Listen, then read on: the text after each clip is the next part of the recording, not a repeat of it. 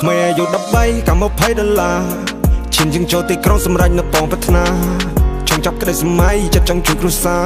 ខ្ញុំប្រាប់ម៉ាអើយកុំភ័យគុណមិនដែលខ្លាចនរណាក្មេអាយុ13កម្ម$20ឈានជាងចូលទីក្រុងសម្រេចនៅពងប្រាថ្នាចង់ចាប់ក្តីសម័យចិត្តចង់ជួយគ្រួសារខ្ញុំប្រាប់ម៉ាអើយកុំភ័យគុណមិនដែលខ្លាចនរណា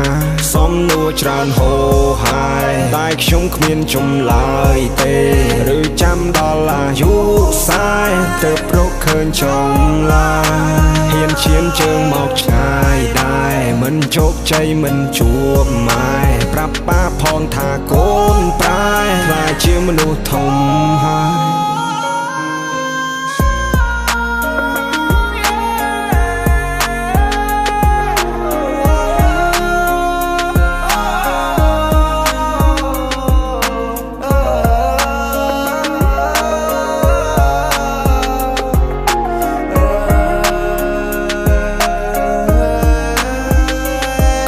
13កម្ម$20ឈានជាងចូលទីក្រុងសម្រេចនៅពងប្រាថ្នា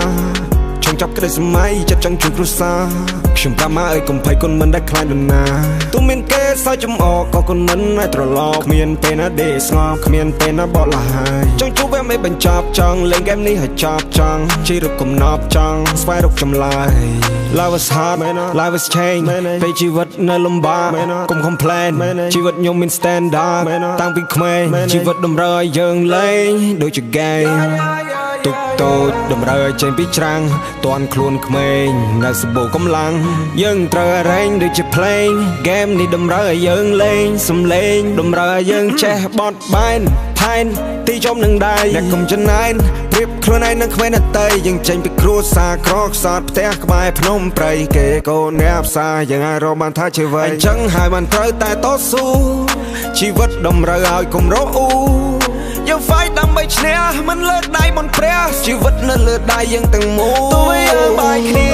តែមិននេះរត់ចេញមកមិនបានលាណាមានកល I used to cry នឹកនៅមកដែរ every night បើលឺសំឡេងក៏ភ្លៀងកាន់តែយំទៀតហើយ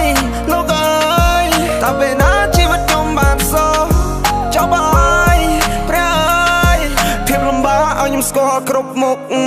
ទៀតហើយព្រះអើយជួបបញ្ហាត្រូវតែហ៊ានប្រឈមមកអូនឡើយអ្នកអើយបើអ្នកមិនហ៊ានកុំសង្ឃឹមទៅមុខសំណួរច្រើនហូរហើយតែខ្ញុំគ្មានចម្លើយទេឬចាំដល់អាយុ40ទើបរកឃើញចម្លើយហ៊ានឈានជើងមកឆ្ងាយដែរមិនជោគជ័យមិនជួបម៉ែប្រាប់ប៉ាផងថាកូនប្រែខ្លាចជាមនុស្សធំហើយ